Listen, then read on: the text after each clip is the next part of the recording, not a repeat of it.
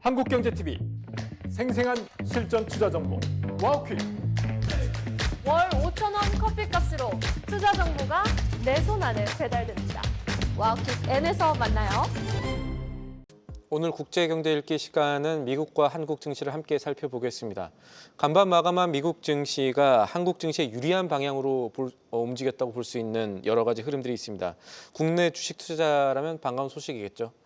도움 말씀에 한상춘 한국경제신문 논설위원과 함께합니다. 반갑습니다. 네, 안녕하십니까.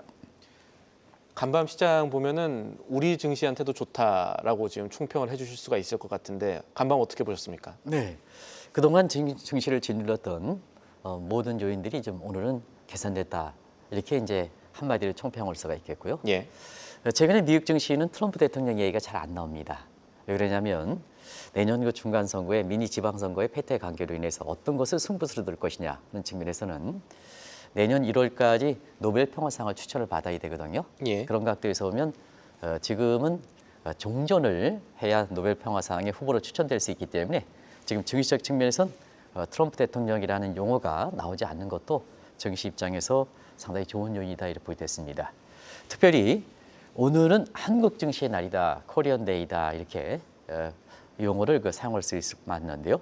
미국 증시가 전반적으로 좋은 과정에서 세계 여러 국가에서 영향을 미치는데 한국 증시에 영향을 미칠 수 있는 변수들이 개선됐다 이렇게 보겠습니다. 특히 시청자분이 지난 금요일에 사실 코스피 지수가 150포인트 넘게 떨어질 정도로 블랙 프라이데이를 마쳤는데요. 그때에 이렇게 사실 주가를 끌어내렸던 요인들이 개선되는 모습이다 이렇게 보겠습니다. 그 부분적인 내용은 일단은 3대 지수에서 우리 삼성전자라든가 SK하이닉스 같은 이런 데에 가장 많은 영향을 미치고 있는 빅테크 주가가 가장 많이 올랐습니다. 오늘 나스닥 지수가 3% 가깝게 올라가는 모습을 보이고 있고요. 그다음에 사실 우리 입장에서도 빅테크 업종 중에 AI와 관련된 업종, 이 거품론과 관련해서 굉장히 회사인데요. 어제도 이제 거품론이 심할 때 사실 그런 얘기를 했습니다. 트럼프 대통령에서 금융 지원을 할 수밖에 없다. 너무 이렇게 유학에서 성장기로 넘어가는 상태에서는 거품 얘기는 언제든지 나올 수 있는 얘기다. 이거에 대해서 너무 과민한 반응을 보일 필요는 없다 하는 이런 말씀을 드렸었는데요. 오늘 AI 주가가 구글이 한 6% 뛰고 엔비디아도 한 2% 가깝게 올랐습니다. 그리고 무엇보다도 삼성전자와 SK하이닉스에 가장 영향을 미치는 필라델피아 반도체지수도 5% 가깝게 한 4.9%인가요? 이렇게 올랐습니다. 그래서 한국 증시의 유리한 방향으로 미국 증시 움직이 됐다 이렇게 됐습니다. 그리고 요즘은 그 펀더멘탈 상이라든가 이런 측면에서 미국 증시가 상승정이 무너진 건 아니거든요. 근데 가장 중요한 것이 심리가 무너졌다 하는 측면에서 빅스 지수와 CNN FGSI 지수 가지고 비교해 드린 적이 있습니다. 그런데 심리 지표에 해당되는 CNN FGSI 지수는 6에서 이 극단적 공포 상태까지 가다가 오늘은 14에서 상승했습니다. 최악의 상황은 탈피하는 모습을 보이고 있고 그다음에 빅스 지수가 26까지 치솟다가 오늘은 20 내까지 급락하는 모습. 물론 하루 변동폭은 아닙니다는 20 내까지 급락하는 모습을 보였다 이렇게 됐습니다. 결론적으로 보면 미국 증시의 움직임을 보면 세계 어느 국가에 영향을 미치겠습니다는 한국 증시 입장에서 유리한 방향으로 이렇게 시장의 결론이 났다 이렇게 볼 때 있습니다. 아까 말씀 살펴보면은 트럼프 대통령의 어떤 시장을 흔드는 모습이 상당히 줄어들었다라고 말씀하셨고 실제 저희 방송 헤드라인에서도 도널드 트럼프 대통령이 뭐라고 말했다라는 내용들이 상당히 줄었기도 했었습니다. 네, 그렇습니다. 그리고 간밤 미국 증시 봤을 때 특히 기술주 중심의 나스닥 지수 2.7% 가깝게 뛰었다는 거에 대해서는 저희가 긍정적으로 볼 수가 있는 것이죠. 네, 그렇습니다. 한국 증시도 최근에 그 나스닥 지수와 빅테크 업종의 이렇게 주도격이 AI 거품론 아니겠습니까? 그런 측면에서는 어제도 말씀드렸던 내용인데요. 거품 붕괴 얘기가 지난주 금요일에 코스피 지수가 150포인트 넘게 떨어지다가 이걸 부각시키는 이런 그 주말에 여러 가지 유튜브 방송들이 많았었는데요. 어제 방송을 통해서 3가지 내용을 지적해드렸습니다. 그걸 총체적으로 요약해드리겠습니다. 3분기 실적이 사실 소위 다트 효과, 앵커링 이펙트를 이렇게 벗어날 만큼 빅 피규어 이펙트, 이렇게 대수 효과가 부합되는 수준이다 하는 이런 말씀을 드렸었고 무엇보다도 집요한 마이클 머리의 AI 거품론의 의도가 뭐냐. 어제는 MB 저주라는 표현을 썼습니다. 그런데 결과적으로 나중에 밝혀졌습니다. 자신이 개설한 뉴스레터에 결과적으로 보면 이게 이제 굉장히 요금 비싸더라고요.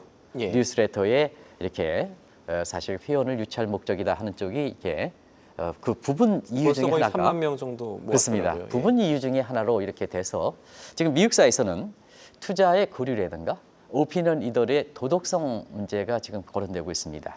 예를 들어서 우리가 주가를 예측했을 때 사실 시장 상황과 관계없이 자기 예측을 맞도록 자꾸 방송에서 유도해가는 사람들이 있습니다. 예를 들어서 코스피 지수가 3,500 간다 하면 그걸 자꾸 유도해가는 사람이 있습니다. 유도해가는 사람. 이 사람들을 어떻게 볼 것이냐 하는 측면에서 이번에 마이클 버리의 집요한 AI 거품론에 대해서 결과적으로 자기 자신이 개설한 뉴스레터 이 문제에 대해서는 앞으로 도덕성 문제, 이런 문제에 굉장히 문제가 있을 거로 생각됩니다. 이 문제에 대해서는 미국의 증권관리위원회에서도 이걸 어떻게 할 것이냐 하는 측면에서 언론의 자유를 보호할 것이냐 하는 측면에 사실 근데 언론의 자유를 보장하다 보면 미국의 국부가 이렇게 손실되는 문제가 있거든요. 그런 측면에서 이거 관련해서 어떻게 할 것이냐. 국내에도 아마 유튜브에 대해서 규제하는 문제 이것도 여당에서 상당히 고려하는 것 같습니다. 그리고 어제 말씀드렸습니다. 트럼프는 미국이 이렇게 추격하는 모습을 이렇게 방지역에서 집권 일기의 실수를 되풀이하지 않게 해서 결과적으로는 IRA에 관계없이 AI 업체의 구제금융을 지원하겠다. 내지는 금융 지원하겠다 하는 이런 내용이 오늘 AI 업종을 비롯해서 나스닥 지수가 3% 가깝게 급등하는 모습을 보였다. 이렇게 볼 수 있습니다. 마이클 버리는 이제 자신의 사이언에서 또 청산을 했으니까 SEC 규제 더 안 받을 수가 있고 아마 내일 예고된 대로라면 내일 또 어떤 거품론 관련한 증거를 보여주겠다라고 했으니 그 부분도 사실 염려가 되긴 하지만 어쨌든 지금 큰 흐름들은 시장에 좋게 움직이는 것 같습니다. 특히나 이 빅테크들 움직이는 가장 큰 동인 중에 하나인 기준금리 12월 인하 확률이 상당히 높아졌습니다. 어떻게 봐야 됩니까? 네, 마이클 버리가 집요하게 얘기하고 있는데요. 우리가 심리 효과를 통해서 이러한 요인들을 시장에 어떤 영향을 미치는 것이냐 하는 것이 에러 교수의 소위 러닝 바이 두닝 이론입니다. 예. 그러니까 시장에서는 그에 대해서 학습 효과가 있기 때문에 마이클 버리가 그때그때마다 AI 거품에 대해서 하나씩 터도는 모습에 대해서 시장은 내성을 갖추고 있다. 이렇게 내성을 보시면 더 되겠습니다. 갖게 될 것이다. 내성을 예. 갖추고 있다. 예. 가져가는 모습이 증시에서 나타난다 이렇게 볼 수 있습니다. 그런 측면에서 나스닥 지수가 오늘 오른 데는 신행국께서도 말씀해 주신 것처럼 지난주에는 금리 인하 가능성 12월 달에 예. 35%까지 떨어지다가 오히려 금리 동결이 부각되면서 AI 거품 부각되고 이렇게 나스닥 지수가 떨어지고 한국의 삼성전자라든가 SK 떨어져서 코스피에 150포인트 이런 되는데요. 그때 당시에도 결과적으로 이 심리 지표이기 때문에 그때 상황에 따라서 다르다 하는 말씀을 드렸었는데요. 오늘은 세 가지 요인이 겹치면서 지난주에 35%까지 떨어졌던 금리 인하 가능성이 불과 4일 만에 80% 이상 웃도는 이런 모습이다.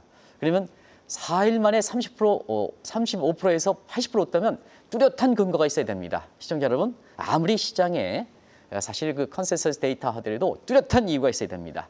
그걸 지금부터 말씀드리겠습니다. 일단은 워링 마켓에서 가장 중요한 것은 이 변동성이 심할 때 가장 심할 것은 뭐냐? 그 사람이 갖고 있는 어떤 본질, 아이덴티티가 문제가 되겠죠. 그러면 경제에서 보면 증시가 이렇게 흔들릴 때 가장 중요한 게 아이덴티티에 해당되는 것이 결국 펀더멘탈 아니겠습니까? 펀더멘탈 측면에서 금리 가능성이 높은 것은 자, 미국 경제가 1분기 역성장하고 2분기, 3분기 좋았습니다. 근데 문제는 주식 투자는 미래에 대한 투자거든요. 3분기까지 중요한 게 아니라 4분기서부터 어떻게 될 것이냐 하는 측면인데 지금 상태에서는 셧다운이 장기화 따라서 사실 그 셧다운 종료 이후에 남은 기간 동안 미뤄졌던 재정 지출이 집중적으로 이루어진다 하더라도 너무 셧다운의 종료가 늦었다는 얘기입니다. 그렇기 때문에 불과 한 달 반 사이에 늦어졌던 재정 지출이 결과적으로 집중적으로 진다 하더라도 미국은 민간 소비가 GDP 기여대 70% 이상을 차지합니다. 정부의 재정 지출에서 GDP 기여도가 그때그때마다 다릅니다는 10% 내입니다. 그래서 결과적으로 보면 미국의 4분기 성장률은 2%에 그치지 않겠느냐. 그러면 시청자 한번 보겠습니다. 3분기에 트럼프 말로는 4.2%, 애틀랜타 GDP 나오는 4%. 근데 4분기 한 분기만 2% 떨어져. 그럼 어떻게 되겠습니까? 주식 투자 심리에 가장 중요한 체감 경기가 안 좋아지는 거죠. 그러면 체감 경기가 안 좋아질 때는 가장 중요한 게 돈부터 공급하는 거죠. 그래서 10월 달 FOMC 회의에 QT 종료를 12월 초부터 종료시키거든요. 그런 측면에서는 미국 증시가 시간이 다가옴에 따라서 오늘 강하게 반등한 것이 아닌가 이렇게 보고 있습니다. 지금 중요한 포인트 짚어주셨는데 셧다운이 길어지면서 4분기에 미국 성장률이 낮게 나온다면 경기 살려야 되는 미국에서는 금리 낮춰야 하는 게 맞을 거거든요. 물론 고용이 함께 냉각된다면이라는 전제가 데이터로 나와줘야겠지만 그런 상황에서 지금 말씀하신 대로라면은 금리 경로가 12월 인하가 조금 더 맞지 않나라는 압력들이 커질 것 같은데요. 네. 그러면 한 분기에 경제 성장률이 2% 절반이라 떨어진다면 트럼프 대통령이 얘기하는 것처럼 소위 미커지 이상의 예. 소프트 컷을 단행해야 되지 않느냐 하는데 지금 여건이 다르죠. 성장률 급락도 방지해야 되고 주가도 지금 고평가하지 않습니까? 그러면 성장률 극화가 주가 고평가된 주가를 이렇게 같이 조율하는 건 쉽지 않거든요. 예. 이런 상태에서 만약에 트럼프 대통령의 이렇게 주장대로 금리를 0.5% 소프트 컷을 하면 시장에서 어떻습니까? 가뜩이나 4분기 성장률이 급락한다 하는데 그걸 확인시켜주는 꼴이 되거든요. 역으로 예. 역으로 확인시켜주는 거거든요. 그러니까 고평가된 주식이 경기 침체 문제를 우려를 확인시켜주니까 주가가 급락하게 되는 거죠. 그렇기 때문에 고평가 속에 성장률 급락과 서로 조화롭게 하기 위해서는 어떠냐 하면 금리 인하를 사실 0.25%씩 소프트 컷으로 단행해야 된다는 얘기입니다. 그런 측면에서 오늘도 페드워치에서 나왔습니다는 0.25%의 이렇게 금리 인하 가능성이 12월에 높지 않겠냐 이렇게 보고 있습니다. 또 한 가지는 요즘 중립금리 얘기가 많이 나옵니다. 예. 9월 들어서 이 두 차례 거쳐서 기준금리를 떨어뜨렸죠. 그래서 지금 기준금리가 밴드폭입니다. 하단은 3.75에서 상단은 4%입니다. 그런데 현재 중립금리는 추정은 3.5%거든요. 그러면 우리가 밴드폭으로 운영할 때 보통 인하할 때는 하단을 기준으로 합니다. 올릴 때는 상단을 기준으로 합니다. 그러면 인하할 때 하한선을 기준으로 한다면 지금 3.5%에서 4%니까 3.75가 되겠죠? 예. 그러면 중립금리 3.5%죠? 한 단계 더 내리게 되는 거죠. 그래서 한 단계 더 내리고 그때부터 양대 책무지표를 돌아가는 거다 하는 것을 말씀드리겠습니다. 그런 것이 시장에 비친다. 지난주에 금리 동결 가능성의 무게를 두면서 이렇게 주가가 안 좋을 때 자꾸 이렇게 금리 인하 가능성이 35%까지 떨어졌다. 이런 것을 부각시키는 관점이 얼마나 잘못되어 있는가 하는 것은 불과 4일 만에 금리 인하 가능성이 80%까지 올라가는 요인이 바로 그런 측면을 뒷받침한다 이렇게 보게 됐습니다.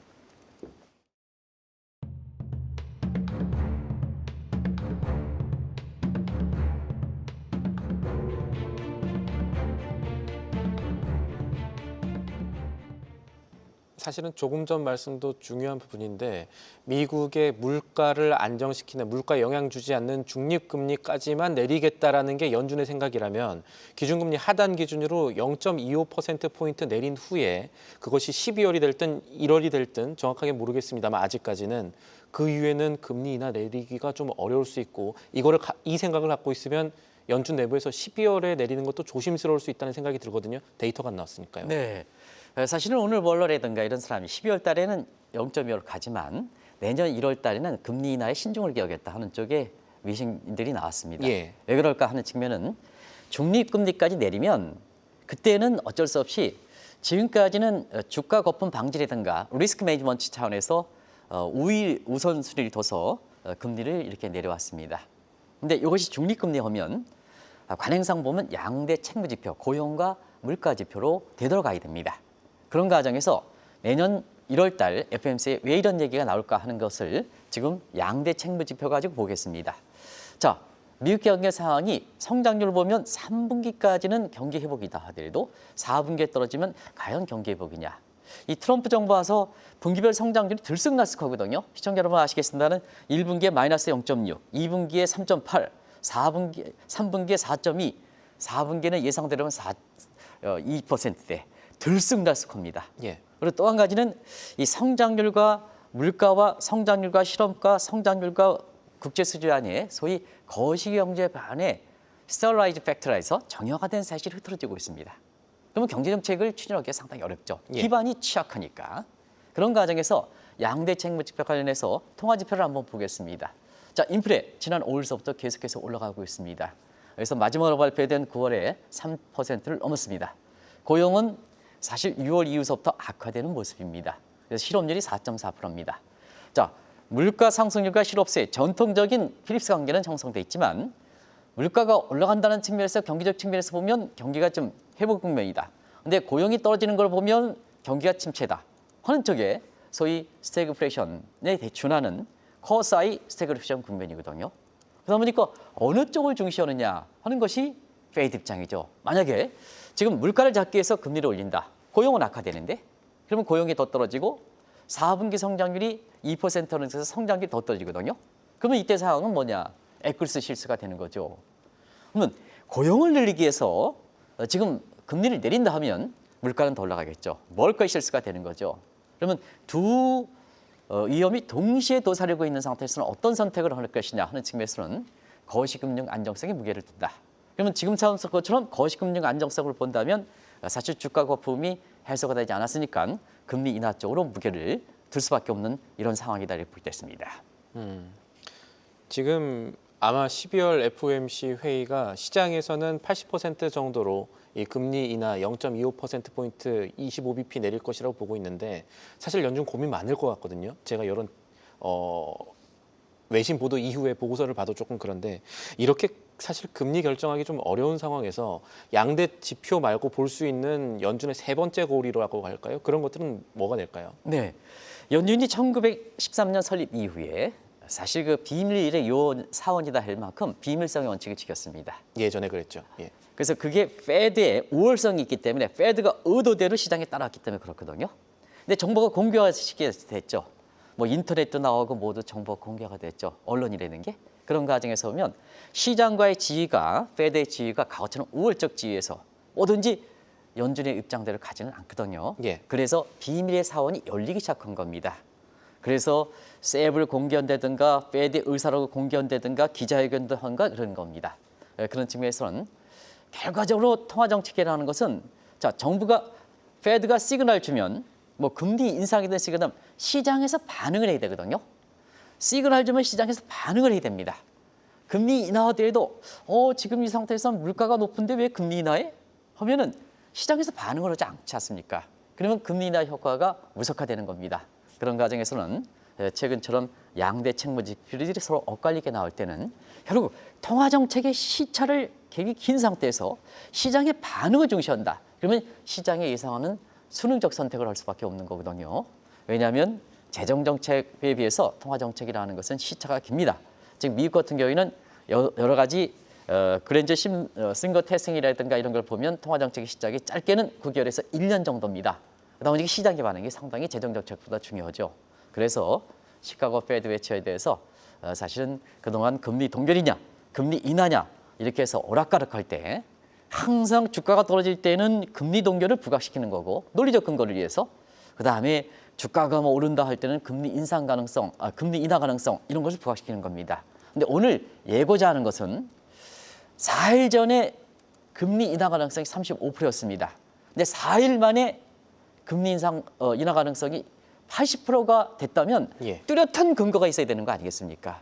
그걸 보는 게 시청자분 입장에서 증시 상황에서 사실 판단하는 데 도움되지 않겠느냐 해서 오늘 그 얘기를 하는 거거든요. 그런 관점에서 보면 최근에는 시카고 페드 워치가 80%까지 금리를 이렇게 내릴 것이다 하는 측면에서는 연준이 그대로 수용하지 않겠느냐 하는 이 측면에서 두 번째로 금리 인하 가능성이 이렇게 시카고 페드 워치에서 높아진 배경이다 하는 것을 말씀을 드리겠습니다. 이런 상황들을 저희가 좀 알아두면서 글로벌 증시 속 한국 증시를 좀 진단을 해보면 우리 증시도 미국처럼 워블링 장세를 좀 보였다라고 볼 수가 있겠죠. 그러면 앞으로는 어떤 길을 갈 것이다 생각해 볼 수가 있습니까? 네, 사실 우리 입장에서 오늘 미국 증시가 한국 증시에 유리한 방향을 끝났다 이렇게 하는데요. 우리 내부적으로도 미국 증시에 그대로 쫓아갔죠. 사실 AI 거품론 이후에 미국 증시가 하루 간격으로 등락을 거듭할 때 한국의 반응은 상대적으로 좀 추가 증시 정책에 대해서 계속해서 정부 당국에서 이렇게 요청을 했는데 좀 늦은 것 같아요. 그런 늦어지는 과정에서 한국의 펀더멘털은 미국보다 안 좋은 상태거든요. 예. 그래서 AI 거품의 워블링 마켓에 우리가 정도차가 더 심해지는 모습을 보이는 상태에서 그 피날레가 지난주 금요일에 코스피가 150포인트 넘게 폭락한 블랙 프라이데이다 이렇게 됐습니다. 어제도 그랬죠. 어제도 주가가 제 기억 속으로 보면 이렇게 상승해서 뭐 50포인트 올라가다가 쭉 밀렸다가 결국 코스피 지수가 요 밑에 나오겠습니다는 7%, 7.2%포인트 정도, 7.2% 떨어지는 상태에서 포인트로, 나왔습니다. 그런 과정에서는 국내 증시에서도 이 버버저가, 보포저가 간의 치열한 싸움이 전개되고 있는데요. 가장 관심은 역시 외국인이죠. 어제도 외국인이 금요일에도 한 2조 넘게 팔다가 어제도 이렇게 7천억 이상 팔았는데요. 결국 환율에 가장 민감한 움직임을 보인다 하는 쪽도 시청자 여러분한테 계속해서 말씀드렸습니다. 그래서 한국 증시의 외국인 달러 계좌금 이탈 방지하기 위해서는 환율 관리가 중요하다는 것을 누차에 말씀드렸는데요. 아시겠습니다는 우리 방송을 통해서 가장 먼저 제시했습니다는 지금 외국인의 이탈 여부는 임계점이 1,430원이다. 정확하게 1,430원을 외국인이 원달러니 넘으면서 지금까지 12조 원 팔아졌습니다. 12조 원 팔았습니다. 자, 지금 상태에서는 외국인들이 1,500원을 돌파할 것이냐. 1,500원 멀리 있습니까? 어제 장중한 때 1,479원까지 올라갔습니다. 예. 지금 하루에 변동폭이 많이 뛸 때는 15원 정도 올라갑니다. 그러면 15원 정도 올라갈 때는 1,500원 바로 임계점이 있는 겁니다. 시청자 여러분 아시겠습니다는. 그래서 외국인 입장에서는 1,500원의 진입 가능성에 무게를 두고 있는 이런 입장이거든요. 우리 정책당국자다 이 점을 잘 인식할 필요가 있습니다. 그러다 보니까 자 추가적인 증시 부양책이 나오지 않은 상태에서 사실 우리 펀더멘탈이 그렇게 크게 개선되지 못하는 상태에서 외국인들이 환차선, 환율이 올라가면 환차선을 느낄 수밖에 없거든요. 그래서 계속해서 이탈하는 모습입니다. 한 가지 최근에 변화된 모습을 좀 말씀드리겠습니다. 한국채 이탈한 자금들이 자 일본이라든가 미국 쪽으로 지금 한때는 일본이 한국 증시의 피난처, 쉘터로서 기능을 해서 일본 주가를 올렸습니다는 최근에 일본이 정책적으로 어제도 말씀드렸습니다는 대미 투자 재원 관련해서 엔달러 환율도 굉장히 불안하거든요. 예. 그래서 피난처로서 일본 증시의 역할을 못하고 있습니다. 그럼 어디로 갈 것이냐? 시청자 여러분, 뜨지요. 한국 증시에 이탈한 자금들이 피난처가 없으니까 뜨게 되는 거죠. 부유현상이다 이렇게 됐습니다. 예. 부유현상. 이 부유 자금이 어느 쪽으로 가냐에 따라서 향후에 이렇게 각국의 증시가 달라지지 않겠느냐 이렇게 보고 있습니다. 지금 한국 증시 경제에서 특히나 환율이 굉장히 중요하고 또 한국의 추가 친증시 정책 좀 늦는 감이 있다 진단을 하셨는데 어제 한국은행이 외환 당국과 국민연금 간의 환율 협의체를 만들었다는 소식이 전해졌습니다. 혹시 이거를 추가 친증시 정책의 일환으로 생각을 해볼 수가 있을까요? 네, 지금 환율의 안정이 가장 중요하니까 사실 환율의 안정시키는 협의체를 구성한다는 것은 친증시 정책의 일환이 되겠죠. 저희들이 이 방송을 통해서 원달러 환율이 1,430원 넘을 때 지금 이렇게 다른 국가의 통화 수합 문제는 지금 상태에서 상당히 어렵다. 또 통화 수합을 기체결한 국가도 달러 유동성을 지금 갖고 있기 때문에 사실 이것이 그렇게 큰 원달러 환율을 안정시키는 데 도움되지 않겠다. 그러면 우리 내부적으로 지금 통화 수합 협정을 체결해야 되지 않느냐. 그래서 MPC를 비롯한 국민연금을 비롯한 연기금과의 통화 수합 문제를 좀 정말 오랫동안 이렇게 시청자분도 다 아시겠습니다는 그걸 권유를 했습니다. 어제 사실상 그런 것이 결실이 돼서 한국은행과 기재부와 보건복지부와 국민연금 간의 환율 협의체가 형성된 겁니다.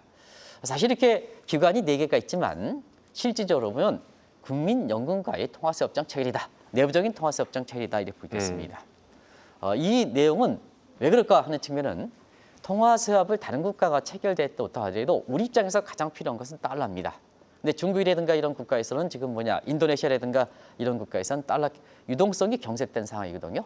달러 유동성 자기네 나라도 필요한데 무슨 통화수협정 체결됐다고 한국에 이렇게 도움되겠습니까? 모든 정책은 국익을 우선하는 겁니다. 본인들도 어려우니까 통화수협을 체결해서 그것이 우리의 원달러 환율에 도움돼 안 되는 겁니다. 그리고 이번에 대미 협상 과정에서 나타났습니다는 페드의 통화수합청 이거는 사실상 어렵습니다. 그러다 보니까 우리 내부적으로 보면은 이런 환율 협의체를 구성해서 사실 원달러 환율을 안정시키는 게 외국인을 방지하고 이탈을 방지하고 국내 증시를 이렇게 안정시키는 데 가장 좋은 친증 정책의 하나의 수단이다 이렇게 보겠습니다. 또 한 가지는 특히 이렇게 우리나라 입법구제에서 여당 의원한테 좀 촉구 좀 하겠습니다. 상황이 이렇게 어렵습니다, 시청자 여러분. 우리 국내 증시가 어렵습니다. 그러면 좀 그동안 잘해오긴 했습니다는 좀 이렇게 실행력이 중요한 겁니다. 그래서 놀이만 하지 말고 자 한일 협의체 구성과 함께 외국인들한테 기대할 수 있는 신증시의 기대감을 다시 끌어올려야 됩니다. 그런 과정에서는 좀 3차 개정 문제가 있는데요. 지금 어제 자사주 매입을 1년 내에 소각해야 된다. 과거에 이 자사주를 매입해가지고요 계열사를 분리시키는 이런 쪽에 이 금융사 오너들이 많았었거든요. 그 중에 이제 여러 가지 또 IT 업자도 있었습니다. 제가 이름을 좀 검명하고 싶은데요. 사실 이렇게 하겠습니다. 그래서 이러한 악순환을 반복시키지 않기 위해서 자사주를 매입하면 1년에 의무적으로 소각. 이거는 정말 잘한 겁니다. 그래야 스타트업, 비상장 업체가 상장 업체를 가면서 자 상장에서 슬러지된 부분을 밀어내니까 경제 신진대사가 잘 되는 겁니다. 자금의 신진대사가 잘 되는 겁니다. 그래 이제 한국 증시가 뭐냐 성장 사다리를 거치면서 한 단계 도입되지 않습니까? 그리고 새로운 스타트업들이 성장을 해야 성장 사다리에서 지금 밑에 있는 푸른푸른 싹이 돋아야 되지 않습니까? 언제까지 우리가 4대 내지는 5대 그룹에 의해서 한국 증시라든가 한국의 경제가 이끌어가야 되겠습니까? 많은 이렇게 스타트업들이 나와서 사실상 성장이 되고 이것이 한국의 주력급으로 성장해야 한국 경제 다운화가 보장된다는 얘기입니다. 다운화가 보장된다는 얘기입니다. 두 번째는 배당소득 최고 소일 인하다. 이게 30% 25%인데요. 이게 가장 절실할 때 빨리 실행에 옮겨져야 되거든요. 예. 논의만 하면 안 됩니다. 그래서 지금 여당 내 한정혜 실장이라든가 이런 분들 또 이렇게 이현이라든가 이런 분들이 굉장히 이렇게 대해서 증시에 대해서 감각이 좋으신 분들인데요. 논의만 하지 말고 빨리 좀 어려울 때 신속히 집행해달라는 것도 이렇게 정책 당국한테 좀 또 여당 의원들한테 좀 촉구 좀 부탁드리겠습니다. 알겠습니다. 여러모로 한국 입장에서는 달러가 시장에 좀 나와야 하는데 그걸 도와줄 수 있는 정책도 그렇고 이 외환당국 간 환율 협의체도 그렇고 그리고 아직 나오진 않았습니다만은 미국의 재무부 장고 TGA에서 셧다운 끝났으니까 달러가 좀 풀려서 유동성이 많아졌으면 하는 투자들이 많을 것 같습니다. 오늘 말씀 여기까지 듣죠. 지금까지 도움 말씀에 한국경제신문 한상춘 논설위원과 함께했습니다. 오늘도 감사합니다. 네, 고맙습니다. 계속해서 다양한 경제 이슈를 알고 싶다면 구독과 좋아요, 알림 설정 부탁드립니다. AI 캐스터 권미정이었습니다.